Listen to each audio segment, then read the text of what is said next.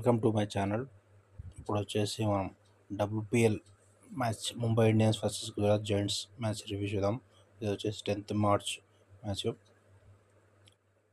ఇప్పుడు వచ్చేసి starting Mumbai Indians batting తీసుకుంది. అందులో వీళ్ళు బ్యాటింగ్ అయితే బాగానే చేశారు. లాస్ట్లో హర్మిత్ కౌర్ వచ్చేసి 54 runs తోటి 179 runs కొట్టారు టోటల్ ఫర్ 6. నెక్స్ట్ బ్యాటింగ్ దిగిన గుజరాత్ వచ్చేసి వీళ్ళు స్టార్టింగ్లో హర్లీన్ వచ్చేసి బాగానే బ్యాటింగ్ చేసింది. 30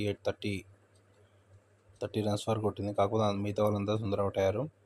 లాస్ట్కి ఫల్మలే వచ్చేసి ట్రై చేసింది, మ్యాక్సిమం 70 runs దాకా కొట్టింది. కాకపోతే 170 వరకు రీచ్ కాలేదు, ఇప్పుడే అవుట్ అయింది. ముంబై గెలిచింది మ్యాచ్ అయితే.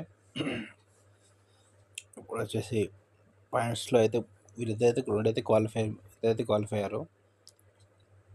ఫైనల్లో ఫస్ట్ పొజిషన్ అయితే ఇప్పుడు ఢిల్లీ ఉంది, సెకండ్ పొజిషన్ గుజరాత్ ఉంది, థర్డ్ పొజిషన్ ముంబై ఉంది. ఈ మ్యాచ్ తర్వాత చూడాలి పాయింట్స్ని బట్టి సెకండ్ పొజిషన్ మళ్ళీ ముంబై వస్తుందో.